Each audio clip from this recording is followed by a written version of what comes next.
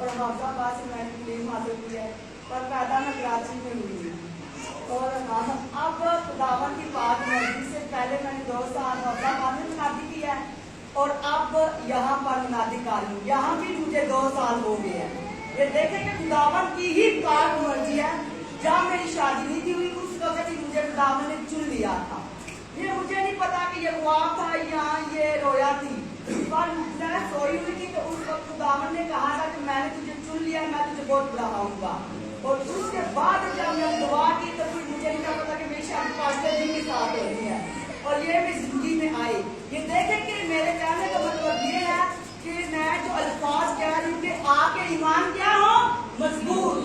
یہ دیکھیں کہ ایمان سننے سے پیدا ہوتا ہے اور سننا مسیح کے کلام سے. اگر ہم مسیح کے کلام سے سنیں گے تو پھر ایمان مضبوط ہوگا. ویسے کبھی ایمان مضبوط ہوا تو یہ ہمیں ایمان کو مضبوط کرنے کی قوت دیتا ہے. گاڑی کو جب ہم خدا سے برکت لیتے ہیں تو خدا کہتا ہے مجھ سے مانگ میں تجھے دوں گا. اگر ہم خدا کا نام لے کر کوئی بھی کام کرتے ہیں تو خدا ہمیں برکت دیتا ہے. میں نے اس لیے اپنا تعارف کروایا ہے کیونکہ میں چاہتی ہوں کہ میرے لیے جس نے محنت کی ہے کہ اس کا بھی نام آگے آئے. یہ دیکھیں سب سے پہلے جو محنت کی میرے خدا نے کیا مجھ پہ, کیونکہ خدا ہی مجھے زمین پر نہ بھیجتا تو میں ادھر منادی نہ بھیجتی, لوگوں کو نہ بچا پاتی. اور اس کے بعد میرے والدین نے بہت مجھ سے محنت کی. وہ خود تو نہیں پڑے, انہوں نے میرے پہ اتنی محنت کی. دن کو ڈیوٹی کی کون سی بیل ڈالی تھی اور رات کو انہیں بیل ڈالی, اس کے علاوہ پلے ڈالی تھی. وہ پلے ڈالی کی اتنی اسٹاف ہوتی ہے جو کہ آپ کی جو جانتے ہیں کتنی مشکل ہے اور جو نہیں جانتے وہ تو سوچ ہی رہیں گے کتنی مشکل ہے. ساری سے رات انہوں نے میری بوریاں اٹھائی گندم کی چاولوں کی. اور میں اس لیے بتا رہی ہوں کیونکہ انہوں نے میرے پہ اتنی محنت کی ہے تو میں کیوں شرماؤں ان کا نام لینے میں. میں کبھی بھی خدا کا نام لینے میں نہیں شرمائی. اور میں 2 لوگوں کی بھی بہت رسپیکٹ کرتی ہوں, ایک اپنے روحانی خدا کی اور ایک اپنے مجازی خدا کی. سب سے پہلے میں اپنے والدین سے بہت محبت کرتی جب والدین کی کھاتی اور اس کے بعد میرے والدین مجھے سونپا ان کے ساتھ پاسٹر عدنان مسیح کے ساتھ. اور میں اس کے بعد ان کی بھی بہت محبت کی, اس کے ساتھ بہت محبت کرتی. میں شرماتی اس لیے نہیں ہوں کیونکہ انہوں نے مجھے بہت قوت اور طاقت ہمیشہ دی ہے. آج میں پہلی دفعہ آپ سب کے ساتھ کلام باندھ رہی ہوں اور مجھے خوشی ہو رہی ہے کہ میں آپ کے ساتھ باندھ رہی ہوں. اور کسی کسی خوشی ہو رہی ہے پاک کلام سننے کے لیے. سب خوش ہیں, آج سب خوش ہیں تو میں بھی خوش ہوں کیونکہ خدا کہتا ہے کہ دوسرے خوشیوں میں کیا ہو خوش ہو. ہمیں ہر وقت خوش رہنا چاہیے. میں نے یہ آپ کے 5 منٹ لیے تو میں معذرت چاہتی ہوں کیونکہ میں کبھی بھی شرماتی نہیں اپنے والدین کا نام بتانے میں. لوگ اپنے والدین کا نام نہیں بتاتے کیونکہ میں بتاتی ہوں. میں اپنے خدا کا نام لینے میں کبھی نہیں شرماتی. کیوں نہیں شرماتی؟ میں اس لیے نہیں شرماتی کیونکہ میرا خدا آسمان کو چھوڑ کر زمین پہ آیا اور میرے لیے میرے خدا نے اخلاق کھائے کوڑے کھائے. میرے لیے میرے خدا نے لوگوں سے گالی سنی اتنی تکلیف سے. وہ مالک تھا آسمان کا اور دیکھیے آسمان کا مالک ہوتے ہوئے میرے جیسا روپ ڈھانگا. اور میں کیوں نہ اس سے محبت کروں؟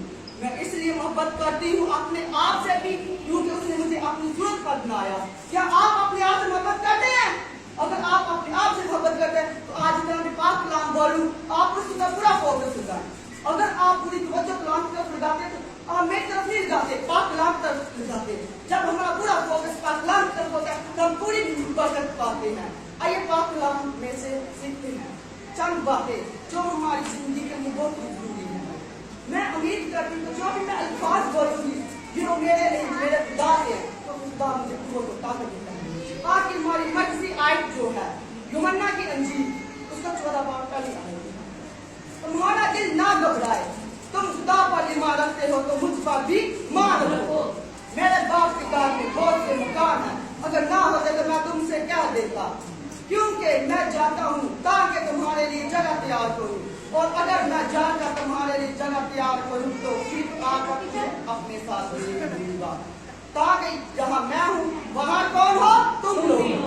خدا ہم سے اتنی محبت کرتا ہے. خدا کہتا ہے جس جگہ پہ میں ہوں آپ سب بھی ہو. آپ کو اب سوچنا ہے کہ آپ کہاں رہنا چاہتے ہیں. میں اس لیے آپ کے ساتھ شیئر کر رہی ہوں باتیں کہ آپ میرے ساتھ جڑے رہے. کیا آپ غور کر رہے ہیں اس کلام کی طرف؟ اگر آپ غور کر رہے ہیں تو غور سے جو نہیں کر رہے خدا तौफीक दे कि वो तवज्जो से सुने। उसके बाद हमारी अगली मर्जी आ जाए, रसूलों के अमाल, यीशु मसीह के बारे में फरिश्तों की गवाही। ये यीशु मसीह के बारे में फरिश्तों की गवाही है। ये 10वां बाब और उसकी पहली स्टोरी आ गया है।